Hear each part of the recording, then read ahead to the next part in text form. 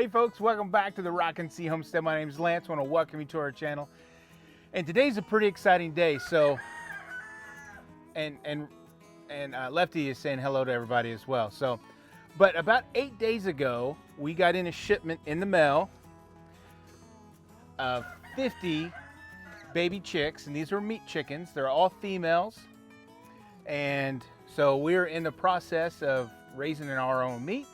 And come November 9th, somewhere around in there, is when we'll go ahead and harvest them. But until then, we'll show you guys how at least we take care of them and make them grow and become beautiful birds. So, like I said, we got 50 of them in the mail. So the post office gave me a call and said, hey, we got your birds, come pick them up.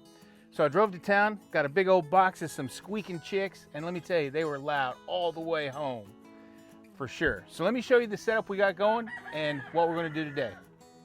All right, so we're out here in our goat and chicken area.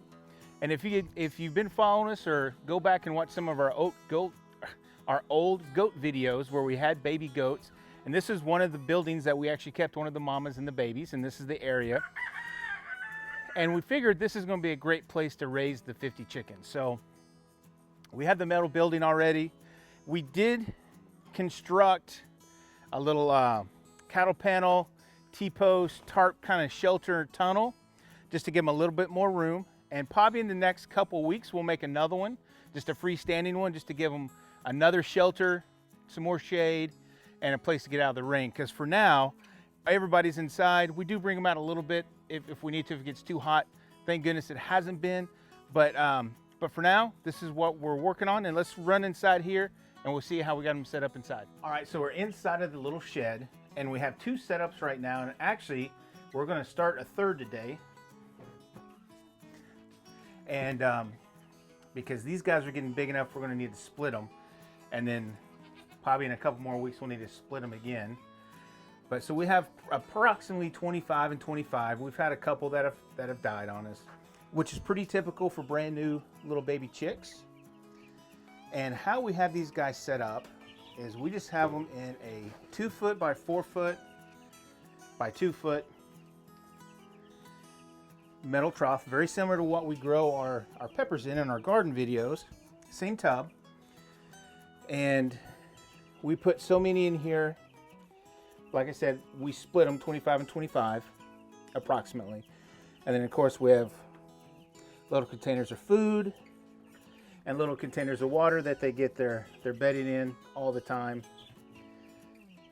And we will switch out the food and water every day, twice a day.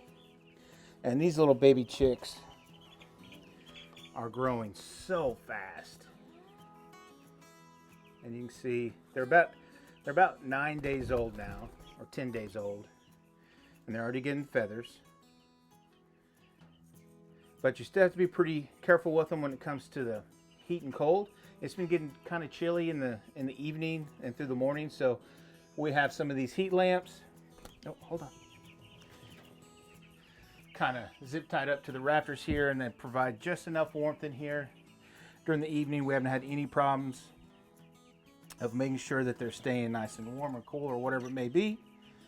And like I said, they're getting big enough where we think we need to split them into a third, just to give them a little bit more room, just so there's not as much pressure on the food and water, and everybody can be happy.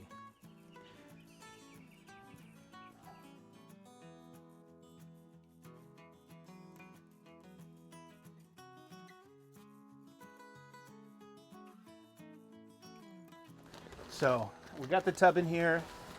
Now I'm just going to put down some pine shavings. I do recommend pine shavings over anything else. Do not use cedar shavings. It's a little too strong for them.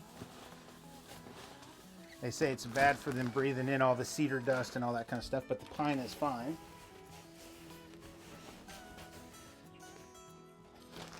And I just put a little thin layer that covers the entire bottom, because these guys are going to kick it everywhere, kick it in their food, kick it in their water. So having it too thick doesn't help you. There we go.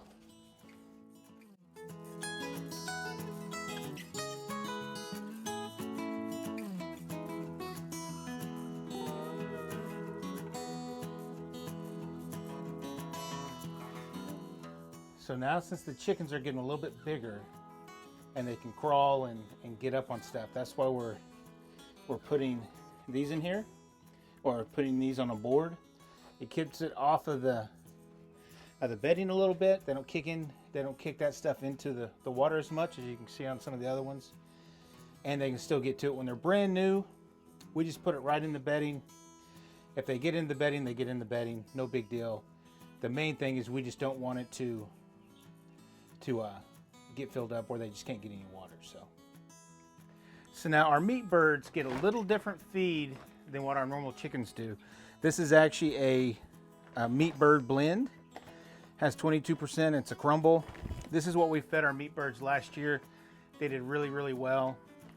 So for the first couple weeks, well, probably for about 3 weeks, maybe 4 weeks, I'm gonna give them food all the time. They have free choice.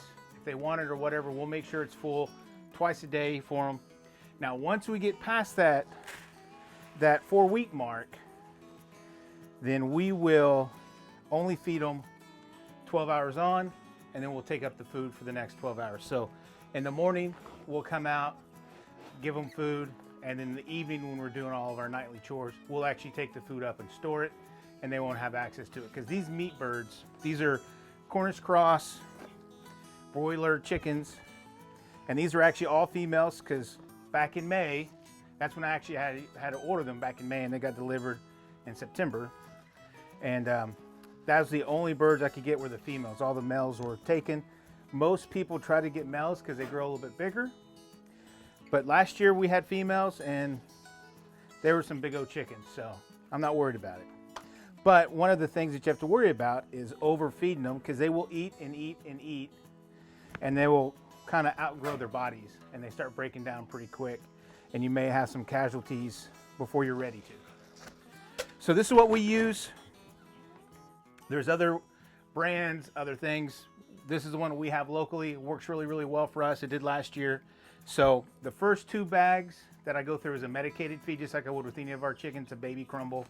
And then these is what they go from now on. So we've already went through 2 bags with 50 chickens. So from now on, this is what they're gonna get, plus whatever else we're gonna give them, scraps or that kind of stuff, grass, when they get out of their little containers. So, and on this, so we have different feeders.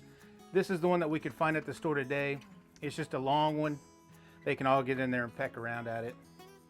And we do have some round ones in those. Either one works fine.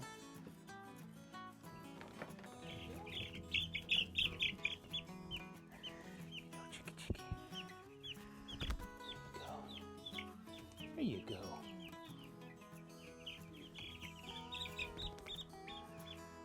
Go say hi to your new buddy. There you go.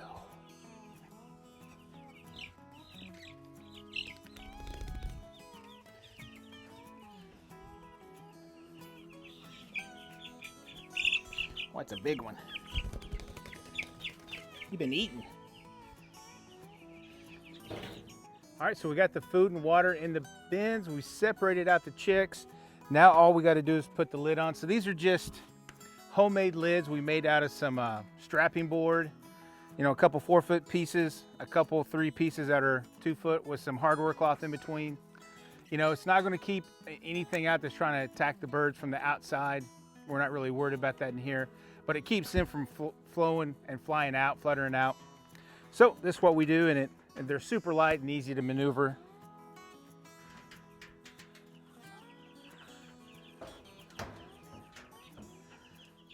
And it just sets on it just like that, just on the top. And we'll go in and get the other light we have, and we'll connect it here, let it hang down so we can put a little extra light just like we do here.